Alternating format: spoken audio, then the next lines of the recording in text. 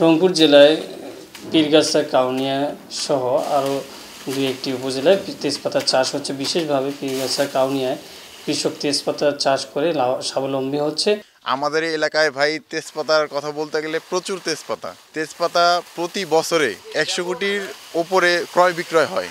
ভাই মধুপুর আমাদের এখানে তেজপাতা অনেক ধরা চলে, এটা তেজপাতার দেশ। আপনার জানতেন যে উঁচু মাটি হোক আর নিচু মাটি হোক, ভুয়ের আইলে হোক বা যে কোনো জায়গায় হোক, সব জায়গায় তেজপাতা পাবেন। আমার ব্যবসা করার বয়স দীর্ঘ 12-13 বছর হবে,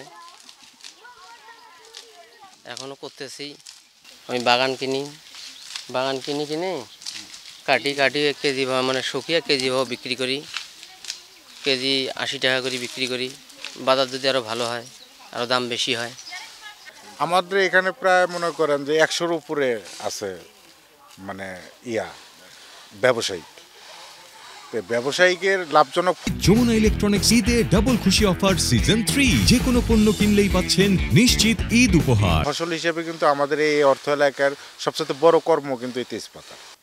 আমার মনে হয় যে 10-20 হাজার চারা প্রতি প্রায় সিজনে বিক্রি হয়। 20 হাজারের উপরে চারা বিক্রি হচ্ছে। 25 থেকে 30 জন কাজ করি সব জায়গা, মানে এই জায়গাতে না কাটা পর্যন্ত। আসিয়া পাতা কাটলাম, কাটার পর এটা আবার বোঝা বান্ধিয়ে নিয়ে যাব সাতালে নিয়ে যাওয়ার পর ওই পাতাগুলো শোরণ করা হবে। আমি 40 শতাংশ জমিতে প্রায় 320টার মতো গাছ লাগিয়েছি। এটা খুবই লাভজনক ফসল। এটা আমার বছরে প্রায় 2 বারই প্রায় কাটা যায়, যদি পাতার ভালো করে ট্রিটমেন্ট নেওয়া যায়।